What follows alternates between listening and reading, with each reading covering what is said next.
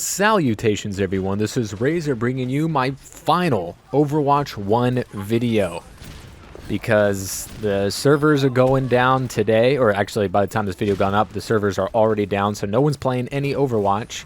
And then at noon Pacific time on October 4th, 2022, Overwatch 2 goes live and free to play.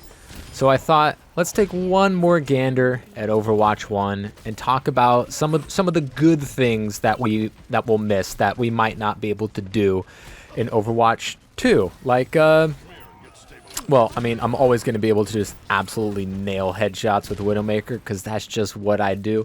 I was trying to get some gameplay for my latest montage, and if you haven't checked that out, it was almost a month ago now, so definitely check that out. One of my most proud videos, and maybe, I think, possibly the best montage I've ever made. And this almost made it in. One, oh, the miss, and the 2, and the 3. If I just didn't get that miss, or if I would have gotten this Junkrat here, but was not meant to be.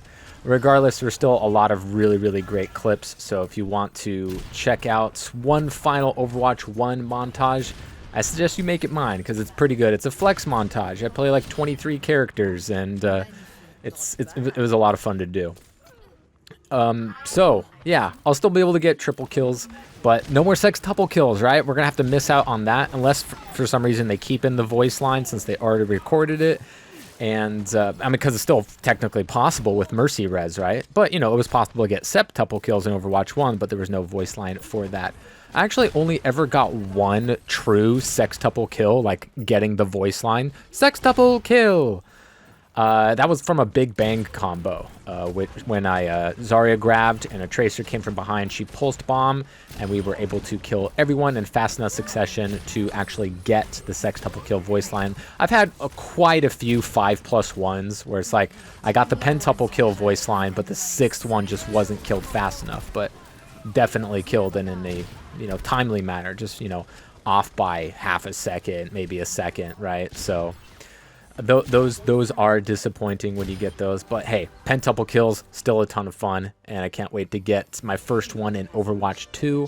It's going to be great.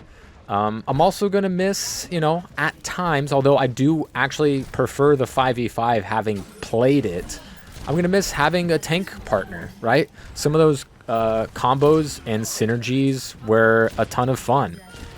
We're not going to have nearly as many, graviton combos because not as many people playing Zarya. I probably won't get to be able to play as much d.va as I would like. She was my 3rd most played character in Overwatch 1. And I'm probably not going to be able to use her as much as I would like just because of the way that's, map geometry and tank matchups are. It's going to be more important than ever. So if you have a Roadhog on your team, when they throw, it's going to be an even harder throw than in Overwatch 1. And that was a pretty big throw because tanks are kind of the most important part of the game. And yeah, I know we were, this fight was already lost, but we invested in Nanovisor, so I thought I might as well see it through and help take out the tanks, but that was really only going to be it. So we're going to speed things up here. For my final Widowmaker gameplay for Overwatch 1, not that I had a lot, I've barely played any other Widowmaker. I think maybe I only had like 2 Widowmaker Overwatch videos where she was like the main focus, and I had a lot of footage of her because, I didn't really play very much DPS. But in Overwatch 1, we have to miss tank the DPS Doomfist, right? Because he's a tank now. So that's something that we're going to have to miss. We have to miss out on 2CP. Oh no, that's really, oh no. It's a shame, but not really, because even the good ones were not. They weren't great. They weren't fun, especially when if you've played the push game mode. You'll be like, yeah, 2CP really sucks, especially if you're like waiting in a queue time, right, for DPS or something for 20 minutes, and then it's like, oh, 2CP, and it's like a 6-minute game and it's over and you lost, right? That is just the worst. That is just the worst.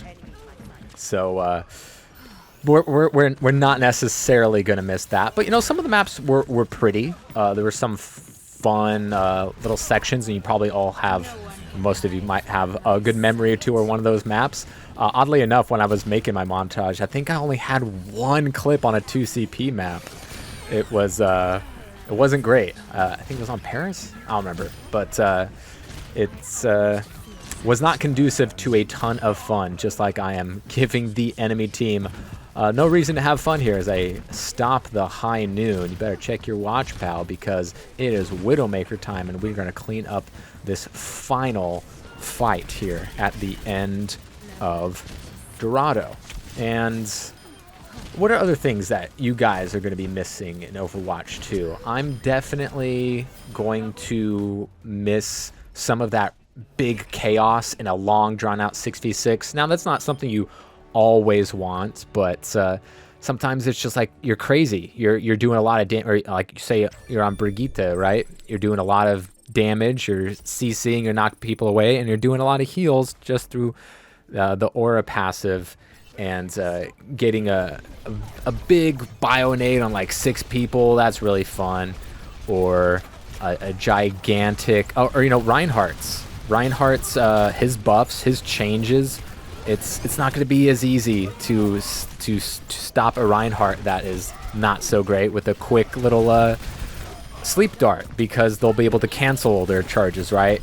Reinhardts that go ahead and charge are just not going to be, they're not ever helpful, right? And now they're going to be able to throw a little bit less by charging because they can cancel the charge and things like that. But you're going to have 2 fire strikes, and he's going to be definitely playable. But I am looking forward to having a bit more freedoms in the picks. Like I said, I'm gonna miss being able to play d.va. I'm gonna miss, you know, the off tank role as a whole. It was a whole lot more fun than main tank. Maybe not as impactful or not as important in some circumstances, but I'm gonna miss hitting bunny blaster kills. Not that I'm not gonna get that in Overwatch 2, but it's gonna be a little bit more difficult because you're the only tank who's gonna be a lot more focused. And once you get demeched, you've probably lost that fight unless you can get unless you're using your ult and getting safety to be able to get to that recall. So that buff definitely was nice for her to get her back into the fight more so, because she's gonna be taking a lot of damage even with the buff to the defense matrix. Is it a buff or is it unnerf at this point because of the reverting back to how much defense matrix we had at the very beginning of the first d.va buff, right? But obviously we're all gonna, you know, miss those memories of those new characters being played, our first time playing. You know, the game wasn't at its best when the game first came out, but a lot of people always have their fondest memories when a game first happened, right? Because nobody knew how to play and everybody was learning, so everyone could make a ton of mistakes and do a lot of stupid stuff, a lot of stupid comps and things like that, and not get punished for it, right? So that's what people really miss about a video game. Oh, it was best when it first launched. It's like you just miss when everyone else was bad, including and your lack of skill maybe didn't affect the game nearly as much as it does now, because everyone else got better, right? Everyone else got better. I mean, obviously you must have gotten better as well, but I mean, obviously, you know, those early times, maybe you played with some friends that don't play the game anymore. If you loved Overwatch 1, you're gonna love Overwatch 2. If you hated Overwatch 1, you're gonna hate Overwatch 2. If you liked Overwatch 1 at some point and then fell out of love with it and stopped playing, maybe you'll like Overwatch 2 more, but maybe it won't be enough for you to come back.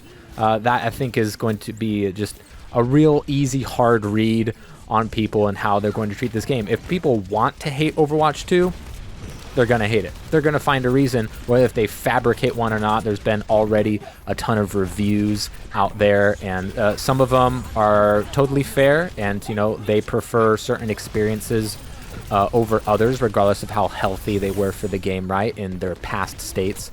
But there's also a ton of misinformation, a bunch of clickbait titles about pay to win and battle pass and grinding, as if that's really going to affect any of us, right? We already played Overwatch 1. We don't have to unlock anybody. Even Kiriko is going to be absolutely free on your, you know, as soon as you open up the game, right? Hopefully it's not going to take too long. Obviously the game was already preloading on PCs for a few days, and it won't be able to preload until 9 a.m. Pacific on October 4th. So you're gonna have 3 hours to preload that thing in before you hop in. So I hope to see everybody there, and I hope you all have a wonderful time playing Overwatch 2, because I think if that's your goal, you're going to be successful, because it's a really great game, and they're just going to be adding so much more to it. We have a new Halloween event coming out in the first couple weeks of Overwatch 2. Obviously, PvP isn't going to be out super soon. We have no idea when it will be out. You know, maybe it's going to be March. We don't know. June, July, August, not too sure.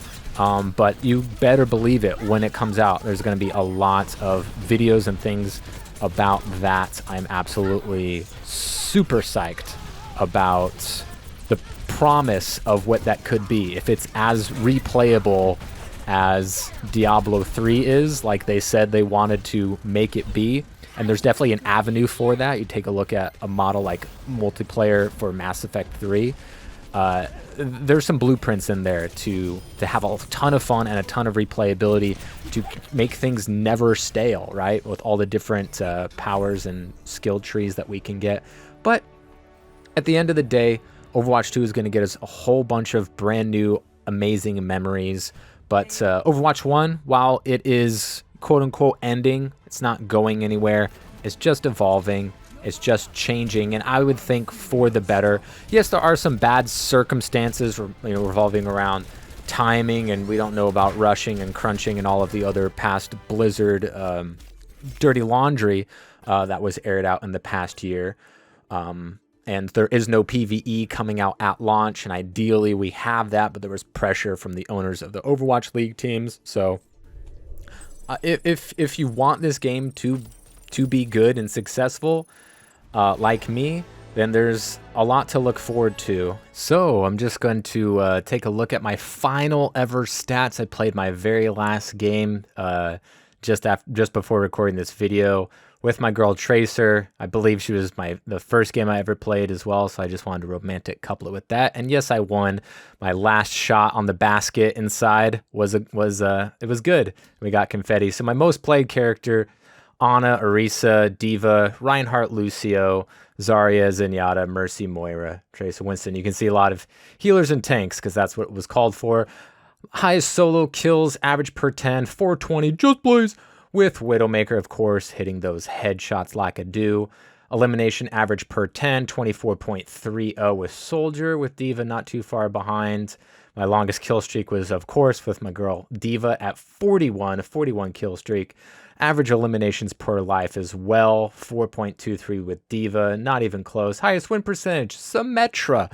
I mean, it's pretty much all DPS here, but I didn't get to play a lot of it, so my numbers don't reflect that. But d.va's up there, 60% win rate. Pretty darn good. Fun game, a lot of good memories, but I'm looking forward to making a lot more good memories in Overwatch 2.